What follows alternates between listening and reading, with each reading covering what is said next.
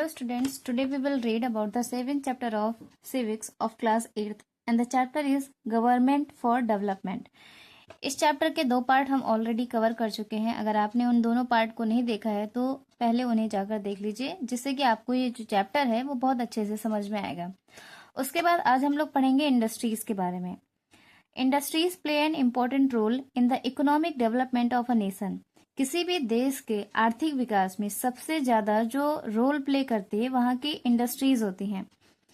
A prosperous nation needs well developed industries to provide the amenities of life to its citizens. किसी भी समृद्धशाली देश के विकास में सबसे ज्यादा वहां की जो इंडस्ट्रीज होती हैं वो मेन रोल प्ले करती हैं, और अगर इंडस्ट्रीज डेवलप्ड होती हैं तो वहां के लोगों की जो लाइफ होती है वो भी प्रॉस्परस होती है. When India became independent, very few industries like textiles and sugar existed. जब भारत आजाद हुआ था तो उस समय बहुत ही कम इंडस्ट्रीज यहाँ पर हुआ करती थी, जैसे कि टेक्सटाइल हो गए, सुगर इंडस्ट्रीज हो गए. हैवी इंडस्ट्रीज वर मोर और लेस नॉन एग्जिस्टेंट. जो हैवी इंडस्ट्रीज हुआ करती थी वो बिल्कुल नाम मात्र के थी, मतलब बहुत ही कम. Industries contributed only 10% to the Indian economy in 1950 to 1951. 1950 से 1951 के बीच में इंडस्ट्रीज की तरफ से जो इंडियन इकोनॉमी में कंट्रीब्यूशन होता था वो सिर्फ 10% का था. Only after the 5-year plans initiated a program of industrial development did a great change take place in industrialization. और जब 5-year प्लान्स आए तो उसके बाद ही इंडस्ट्रियल सेक्टर में काफी ज्यादा डेवलपमेंट देखने को मिला, और उसके बाद ही भारत में औद्योगिकरण ने शीघ्रता ली, मतलब औद्योगिकीकरण में बहुत ज्यादा प्रोग्रेस देखने को मिली. Industrial growth. A large number of industries were set up under the 5-year plans. 5-year plans के अंतर्गत बहुत सारी इंडस्ट्रीज को भारत में स्टैब्लिश किया गया. These include iron and steel. इनमें कौन कौन सी इंडस्ट्रीज थी? आयरन और steel industry, cement industry, railway wagons industry, fertilisers, chemicals and pharmaceuticals, इन सभी को स्टैब्लिश किया गया. The production of consumer goods like soaps, detergents, watches, televisions, transistors and electronic gadgets has also increased. जो उपभोक्ता वस्तुएं होती हैं यानी कि जो कंज्यूमर गुड्स होते हैं, सोप हो गया, detergent, watch, television sets, transistor, electronic gadgets, इन सभी में भी प्रोडक्शन देखने को मिला. There has been a remarkable growth in the textile and sugar industries. Textile और सुगर इंडस्ट्री जो कि हमारे स्वतंत्रता के समय से ही मौजूद थी, इनमें भी बहुत ज्यादा इम्प्रूवमेंट और बहुत ज्यादा डेवलपमेंट देखने को मिला. Beside ship building, aeroplane manufacturing and telephone industries have also been set up. इनके अलावा भी जो बाकी इंडस्ट्रीज अभी हमने यहाँ पे देखी, इनके अलावा ship building industry, aeroplane manufacturing और टेलीफोन इंडस्ट्रीज, इनको भी देखने को मिला कि इन्हें भी सेटअप किया जा रहा था. All these developments show that there has been a tremendous progress in the field of industries. ये सभी इंडस्ट्रीज के एस्टैब्लिशमेंट होने से हमको ये समझ में आता है कि इंडस्ट्रियल सेक्टर में बहुत ज्यादा डेवलपमेंट उस समय पर शुरू हो चुका था.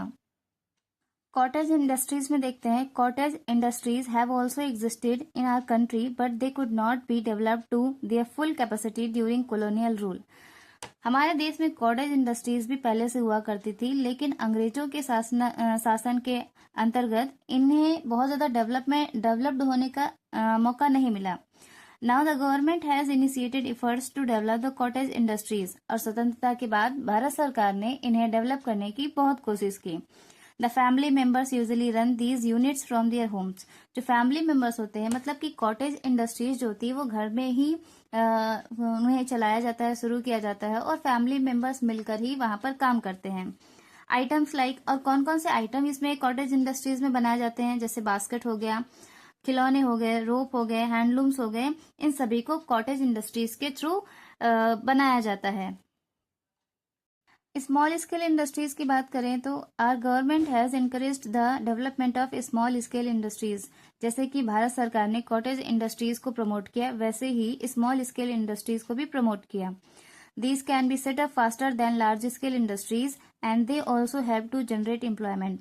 जो स्मॉल स्केल इंडस्ट्रीज होती हैं, इन्हें सेटअप करना आसान होता है लार्ज स्केल इंडस्ट्रीज के कंपैरिजन में, और ये जो स्मॉल स्केल इंडस्ट्रीज होती हैं ये एम्प्लॉयमेंट जनरेट करने में भी हेल्प करती हैं।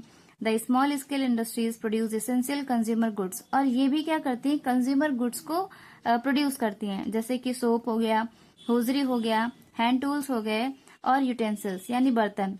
सम of the small scale industries also serve as ancillary industries for the bigger industries. जो स्मॉल स्केल इंडस्ट्रीज होती हैं वो एक हेल्पिंग हैंड की तरह बिगर इंडस्ट्रीज के लिए होती है, मतलब कि कुछ बेसिक मटेरियल्स जो है कि वो स्मॉल स्केल इंडस्ट्रीज में क्रिएट किए जाते हैं, बनाए जाते हैं, जो कि लार्ज स्केल इंडस्ट्रीज को काफी हेल्प करती हैं। The government promotes small scale industries bye adopting the following measures. कुछ नीचे मानक दिए गए हैं जिनको गवर्नमेंट जो है वो फॉलो करती है स्मॉल स्केल इंडस्ट्रीज को प्रमोट करने के लिए। मतलब कि आप स्मॉल स्केल इंडस्ट्रीज को लगाइए, इसके लिए सरकार आपको बहुत सारी सहूलियतें देती है। Tax benefits are offered to set up small scale industries. अगर कोई स्मॉल स्केल इंडस्ट्री लगा रहा है तो उसे टैक्स में भी कुछ बेनिफिट्स दिए जाते हैं। Special tax incentives are given to set up industries in backward areas to help develop the small scale sector. Backward areas में अगर आप स्मॉल स्केल इंडस्ट्रीज को लगा रहे हैं तो उन्हें डेवलप करने के लिए आपको स्पेशल टैक्स इंसेंटिव दिए जाते हैं, जिससे कि बैकवर्ड एरिया का भी डेवलपमेंट हो और स्मॉल स्केल सेक्टर में भी ग्रोथ देखने को मिले। Some products are reserve for exclusive manufacture by the small scale industries. और कुछ प्रोडक्ट जो हैं वो सिर्फ और सिर्फ स्मॉल स्केल इंडस्ट्रीज के थ्रू ही बनाए जा सकते हैं, ये सरकार निश्चित करती है। Special training facilities are provided to set up small scale industries. Small scale industries लगाने के लिए अलग से ट्रेनिंग फैसिलिटीज भी सरकार की तरफ से दी जाती है, जिससे कि लोगों का भी डेवलपमेंट हो और स्मॉल स्केल इंडस्ट्रीज के सेक्टर में भी डेवलपमेंट देखने को मिले। उसके बाद बात करते हैं पब्लिक एंड प्राइवेट सेक्टर्स की। The public sector comprises goods and services provided by the government for the benefit of the people. Public sector में ऐसे गुड्स और सर्विसेज आते हैं जो कि सरकार द्वारा जनता के कल्याण के लिए प्रोवाइड किए जाते हैं। These goods and services are provided at comparatively cheaper prices than those offered by the profit-making companies. जो सरकार की तरफ से गुड्स और सर्विसेज प्रोवाइड की जाती हैं वो जो प्रॉफिट मेकिंग कंपनीज होती हैं उनके कंपैरिजन में काफी सस्ती होती हैं। After independence our government had set up heavy industries as these industries required a lot of investment. और स्वतंत्रता के बाद जो है वो हैवी इंडस्ट्रीज के सेक्टर में भी सरकार ने बहुत ज्यादा इन्वेस्ट किया। Hence they were under the government's control. और इस तरह से जब गवर्नमेंट ने सेटअप किया है तो वो किसके कंट्रोल में थी, वो सरकार के ही कंट्रोल में थी। Some public sector industries are Hindustan machine tools. कुछ पब्लिक सेक्टर की इंडस्ट्रीज यहाँ पर ये बताई गई हैं। हिंदुस्तान मशीन टूल्स जिसे HMT भी कहते हैं, भारत हैवी इलेक्ट्रिकल लिमिटेड भेल and steel authority of India SAIL, ये पब्लिक सेक्टर इंडस्ट्रीज हैं। The money invested in these industries comes from the taxes we pay and the profits made by these public sector units. In industries के लिए जो पैसा invest किया जाता है वो पैसा आता कहाँ से है, जो हम टैक्स पे करते हैं उससे आता है, और जो ये इंडस्ट्रीज प्रॉफिट कमाती हैं उससे मिलता है। The private sector comprises business activities by private individuals where profit earning is the main motive. Private sector होता है, इसमें ज्यादातर जो होता है मेनली बिजनेस एक्टिविटीज होती हैं जो किसी व्यक्तिगत व्यक्ति द्वारा की जाती हैं, और इनका जो मेन मोटिव होता है वो प्रॉफिट अर्निंग होती है। Industries like the Hindustan Unilever Limited, Johnson and Johnson and Reliance are some private sector industries. ये कुछ प्राइवेट सेक्टर इंडस्ट्रीज के एग्जाम्पल दिए गए हैं।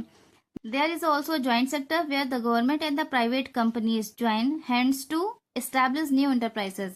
और ज्वाइंट सेक्टर में क्या होता है, गवर्नमेंट और प्राइवेट कंपनीज ये दोनों मिलकर क्या करते हैं, नए बिजनेस स्टार्ट करते हैं, नए एंटरप्राइजेस स्टार्ट करते हैं।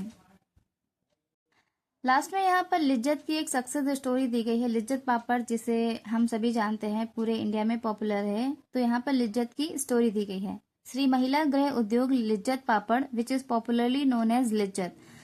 श्री महिला गृह उद्योग लिज्जत पापड़ जिसे हम ज्यादातर लिज्जत के नाम से जानते हैं वॉज स्टार्टेड बाई 7 हाउसवाइफ्स इन मुंबई, जो कि मुंबई से शुरू हुआ और 7 गृहिणियों ने 7 हाउसवाइफ्स ने मिलकर इसको स्टार्ट किया था। दे लिव्ड इन लोहाना निवास इन गिरगांव साउथ मुंबई।